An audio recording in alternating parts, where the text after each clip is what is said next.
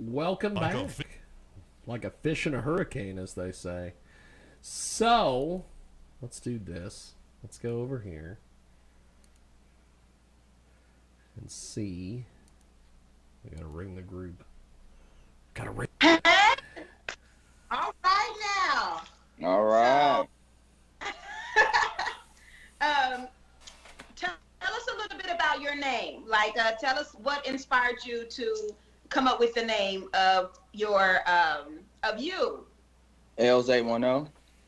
Yes. At first, the I used to be named L's, and I came up. I named myself L's because I was the lyrical shaman, and I had seen this this Jim Morrison movie one time, and I seen that Jim Morrison had got his powers from and he had got preyed upon on this shaman, and then he went and made that song that he made that like blew him up and stuff. So I was really taken by that process, and I was like, ooh, I want to be a shaman because I read what a shaman was, and a shaman was somebody that like before they had books and stuff, they would keep the history of the tribe, and they would do like medicine. They was like the doctors, the historians, and the teachers of the community. So I thought that was dope. So I was like, I'm gonna be a lyrical shaman.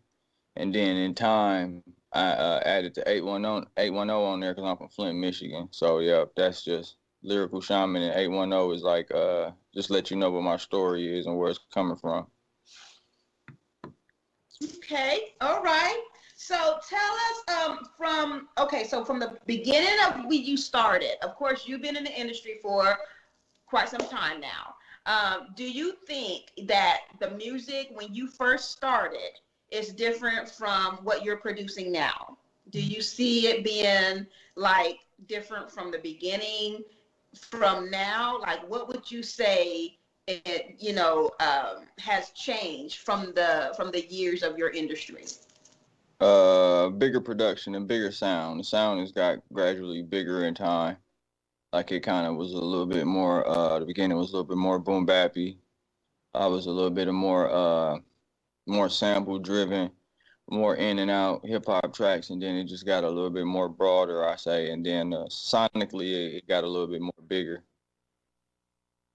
Okay, okay. Are you now? You like are you something was from back then, but liking it now? Are you? Oh, excuse me. I think we was having some Western. You said, have I been listening to some of my old stuff? Yeah, do you like what you're producing now from your old, or would Oh you yeah, say?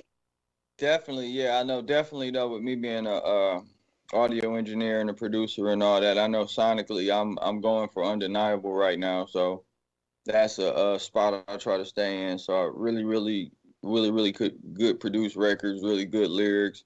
You got to have a concept and all that. So yeah, I love what I'm doing right now, for sure. But I definitely want to get back into some of the old boom bappy stuff, which I might, we gonna get back into it, but for sure. Oh, so what would you say about your fans? Do you think what do you think about your fans? If the ones have followed you from there to now, like what do you think about them? I don't know. I know they probably appreciating the journey, and I know it's never something that you never kind of know what I'm gonna do. Like I don't think you can ever put your hand on it. You don't know how I'm gonna attack a track. You don't know what kind of sound I'm gonna go with for this album. Don't know what kind of feel I'm gonna go with for this or that. So really, I think it's exciting. I try to be in the same position to just really just create, and then sometimes when I'm creating, I'm not like looking out like to be like, oh, this gonna go to this album or this gonna go to this album. I just be creating and then I dissect it afterwards. So sometimes it's a journey for me to see what I come up with and sit back, and that's what I just enjoy doing. Okay. So what would you be doing other than music? Like if you wasn't in the music industry, what would be your second best hobby? Or what do you think you'd be doing other than like if you wasn't doing music, what would you be doing? Mm, Do you I have a hobby don't outside know. of music? I've probably been involved in I've probably been acting or something, or or it would have been some part of this some way. It would have been this. It wouldn't have been music. If it wouldn't have been music, it would have been 100%. I probably would have became a videographer then, and and did it like that because it would have had to be something that I had to do something where I had to get control of what I'm doing, and being an audio engineer, knowing how to mix and master and actually put the music into the machine and really turn it into what you guys are used to hearing, and learning how to properly work all this stuff, that let me control my destiny. So it would have had to be something where I could have controlled my destiny. So probably a videographer, I would probably say, or something in food. Okay. What inspires you? Like Huh? what inspires or motivates you when you're music? Okay. What motivates me to do music? Like what is your motivation to have you your type of music? What is artists out there that you got your music from? Who is your motivation? Who inspired you to produce your music? Like what type of artists do you like? Like Notorious Biggs, Jay-Z, Okay. Andre 3000, Yeah. Outkast, Scarface, anybody with a real good narrative and was like really, really lyrical and sonically doing something like Busta Rhymes. He used to do real, real dope beats. I like Kendrick Lamar. I like a lot of people. I like Future. So, Okay. I like Okay. a lot of people, yep. So All of them play a part. Like when you're doing your music, you feed off of them. Is that what you're saying? no, not really. No. Oh, You can't do you're that. You can't do that though. I listen to it and I can't listen to too many people that long because you don't want to be sounding like nobody, and that's an important thing. yeah, So sometimes exactly. I know it might I listen to it and I'm inspired by it definitely, but not when I go into creating. When I'm going into creating, I take a more of a blank kind of approach with it because I want it to be credibility and believability is like 100% in my music. So I want you to be able to be like, okay, I know that he didn't make that up or that ain't nothing he was trying to Right. deliver. That's a true reaction. You're original. Is that what you're Yeah. saying? Like you come. Yeah. Yeah. Yes. Have you ever been a time where you were like nervous before you came on stage or stage fright or anything like that? Tell me All the about. time. All the time. It Uh, should be if you care about it, I think, no matter if you do it 100 times a day, it should definitely, if you care about it, you're going to be a little nervous.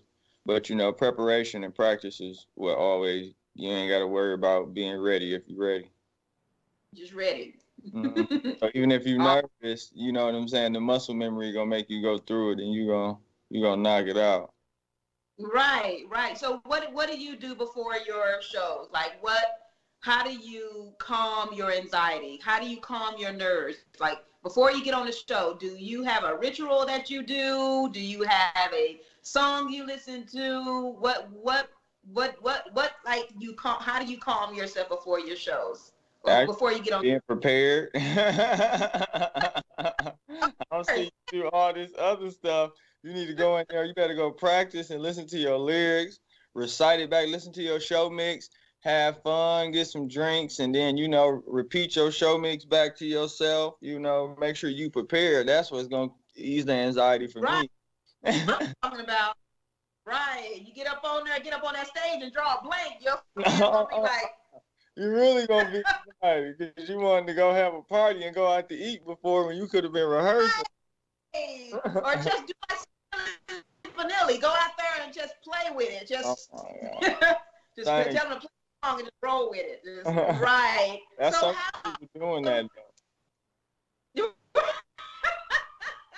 Right. So tell me, how do you come across the peer pressure? You're making it look easy because you've been doing this for so long, but like, how do you cope with the stressful, the peer pressure of the music industry? Like, it's not an easy thing. It's not. Like, people look at us, we're like doing the music. They're becoming our fans. They're following us because we've already know what we're doing, of course, but they don't see the stuff behind the behind the screen, behind the music of what we're going through. So how does that play a part in your music? career? Like, how do you deal with Having God first and family, and God first, family, then music is having your structure up. Because I tell you, like, this stuff are always gonna happen. No matter if you trying to do right every day and you don't do nothing wrong to nobody, something gonna come across. So really just, having God first, I would say, and then family, and then I really I read something in the book one time. Really, I'm not I'm not really looking for like one specific thing to happen. It's actually the work and the process, and I'm really blessed to be able to do what I'm doing. So I'm sitting Mhm. and enjoying that now instead of looking towards like, ooh, like, because, the actual, even if, we get like $1 million record deal, that actual getting $1 million record deal, that's only gonna last for a day. Then I'm gonna have to get right back to work to produce the music to maintain that $1 million record deal status. So falling in love with the work and falling in love with the process of what you're doing is actually more powerful than looking at some one big goal you want to attain. You can knock out 1 million goals if you just start doing the work. Right, right. Like, okay, so who would you like to collaborate with out of everybody in the music industry later in the future or later down the line? Who would you like to collaborate with?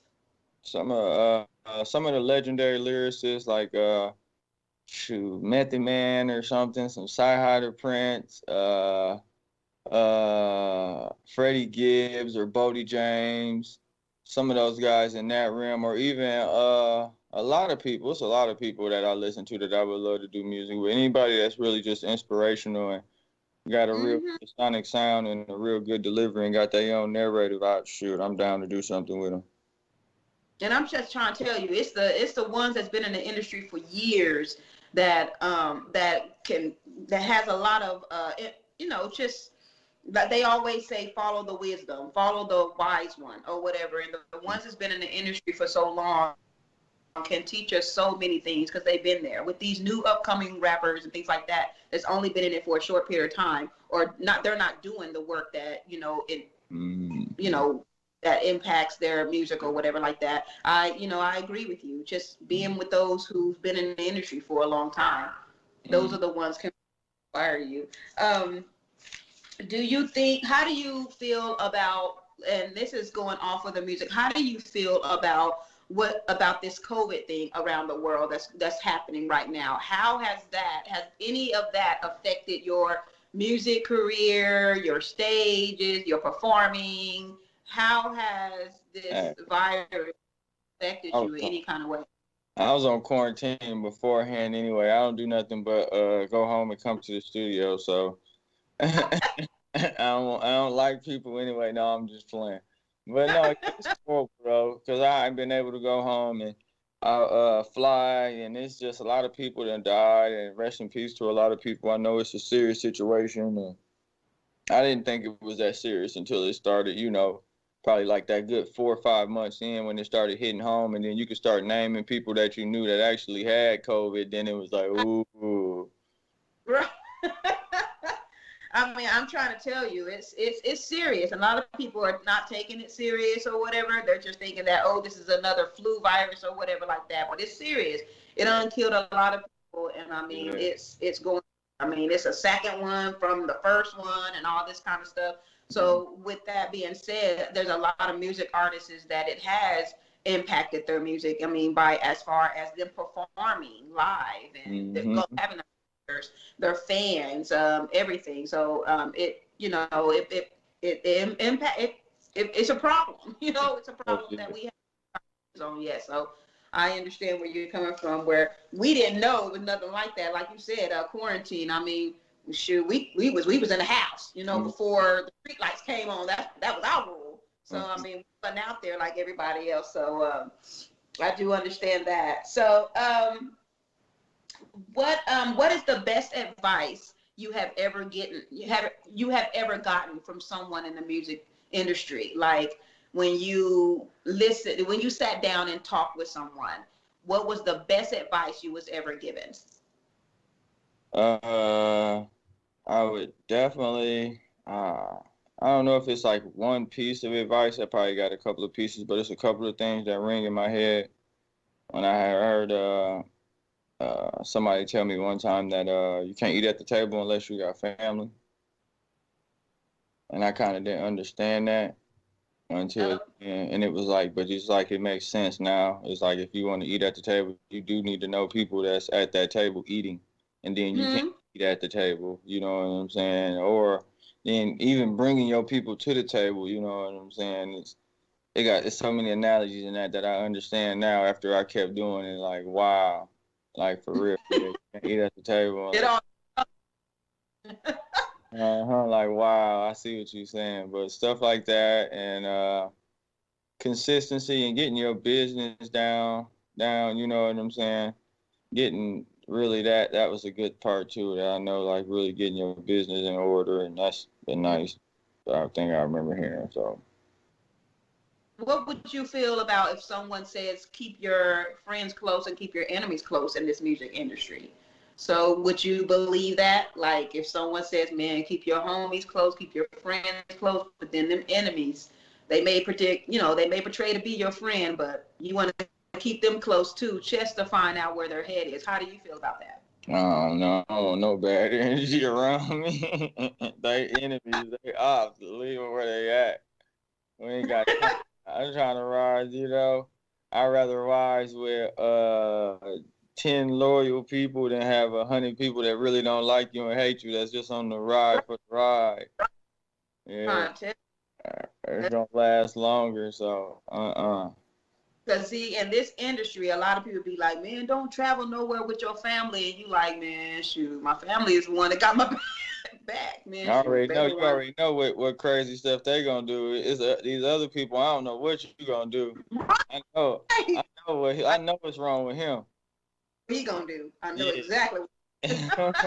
I know exactly like clockwork.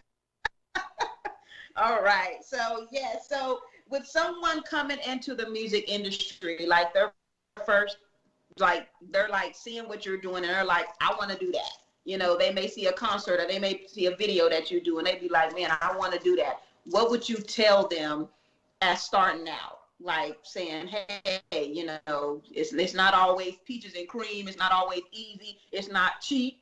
I mean, what would you tell them? I would tell them it's a different from being it's different from being aspiring. There are a lot of people that can be you can aspire and you can create. You know what I'm saying? I really want to say that is that you can aspire and you create. But as soon as you get done with that record and you decide you want to put out that record, that's when you in the music business. Just because you actually creating records and actually creating records and doing that, I didn't know that for a long time. I thought I was in the music business because I was just creating records, but I didn't. You're Mm-hmm. not really in the music business till you really start dropping and releasing records and actually try to get some financial gain with those records. So just really know that those are two different parts. Have fun and create and get your media together, and then when you get something that you know that's undeniable, then you come over into the music business. But you need to know that you just dropping it and putting it on YouTube and putting it on SoundCloud ain't gonna do nothing. It's only people that don't went viral. That's one in a million. They can't even tell you how they went viral. You Right, know? right. So would you say music come first or fans? Oh, music always. Now I don't know. I guess some people social media is cool, you know what I'm saying? But I feel like that social media person with the internet, we got people that's famous just because we know they are, but I couldn't sing you one song of that. Mm-hmm. You know, so it all depends Right, what you want. If you want to be that, that's cool. You want to feed your fans, people feeding their family doing that from being famous, from just actually being famous. They're right. called influencers. Not a bad idea. But as I tell you, it's as that person with that record, that person that has that gold or platinum record, it all that comes with it automatically. So it's like a cancellation prize. So you can chase the fame, internet fame, and you know what I'm saying. You can chase the clout, but if you have a platinum record, you get that in one year. All together with having a platinum record, a million YouTube views, you know what I'm saying? Celebrity status, it just happens. So I always say, Mm-hmm. wait, music first for me, you know, but to each his own. But I mean, you're right. You're so right. There's so many people out there that become famous over the internet. You know what I'm saying? They're out there. They just put their stuff on there, and all of a sudden become famous because they do something stupid on the internet or whatever like that. But to us who out there doing the hard work, like you said, producing those records, producing those, those gold or whatever like that, we gain ours by having our music ready, having, going out there and presenting something that we worked hard for, and now it sounds good, it looks good, it looks Exactly. professional. Look So present. I mean that's what plays the big part. And then you're gonna get those followers to come over because they're gonna be like, oh, what I'm saying, he worked hard on this, and Yeah. then over. So you are right. Those who want to chase that fame, get that, what do you call that? Fast fame. Yeah. Or they I don't know, you could be influencers are killing it right now. You got the influencers and YouTubers and all the other stuff. They're killing it right now. So to each his own. I feel like the internet done opened it up where some regular people that you probably couldn't really rap that good, or you probably wasn't really good at video editing, but YouTube was that middle space to make you like, okay, if you put both of them together, it really makes you cool. So right. So you say media plays a big part in the music industry, yeah, like. that's how the fans actually receive the music. So definitely media does play a part. It's just what position you want to hold on that in that media. I would say, like, if you want to be an influencer or you want to be looked at as an artist. That's why I don't really do too much uh like active stuff. Like, I got a real funny personality, but I really don't push it out on YouTube that much or like Instagram that much because I like my artistry. I want my artistry to be received Right. that, and then, we got to keep some stuff. We can't give the internet everything. Right. It's already eating everybody up. So I do And want to ask. I do want to ask you, and and I want to ask every artist this. This will be my last question. Tell us a little bit about your childhood. Like, what were you always into the music? Did something move you when you were little to be like, you know what, I'm gonna become a rapper, or whatever? Tell us a little bit about your growing up. Like, was it always focused on what you're doing now? well, yeah, I think so. I always been kind of really influenced by hip hop since the day I was born. I feel like, because I know my pop said he used to like put me in front of MTV and go outside and smoke and stuff, and I stay still. He said that was the only time I wouldn't move. Anything else, if music was on, I would do that. And then just during like the early like middle school and high school era, when you really start getting into music, and it was like normal for everybody, and you sharing music with your friends and all that stuff. That was like some of the greatest times of my life. Sometimes I feel like sometimes learning new music and remembering like when this CD came out or when this CD came out. And then I knew I paid attention to lyrics probably more than the average person. I probably didn't at first. I didn't know how to really deliver those lyrics, but I knew that some people like the beats. I liked it, the beats too, but then I knew I liked it, the beats, and I liked it, the lyrics also. The wording and stuff really took me. So it's always was that, and I always been hip hop crazy, always rap crazy, always could rap every song on the radio. Well, Me, music back then produced a message, because mm, if like all the, like you say, you listen to lyrics. If people just sat down and listened to some of the lyrics of the old songs of the old rappers and stuff like that, they always had a message. Like music now, it's a message. yeah, I was saying that to a friend once. I said back when I started rapping, we had to do a lot of. It was cool to do your research first before you actually got into it. So, being able to hear all the old stuff and figure out all the greats, why the greats were greats. And, I feel like that's a little lost now. They don't really care about the past or none of the good music. But it's They coming. don't know it originated. Yeah, like I said, I can sit down and just listen to some, Dr. Dre or any of Man, those songs or whatever like that. They produced a message in their rap, thank you. and if you don't sit down and actually listen to it, you just listening to the melodies. You just like, oh man, he rapping around about riches and oh no, Just saying a not whole really. bunch of cool stuff that just rhyme together.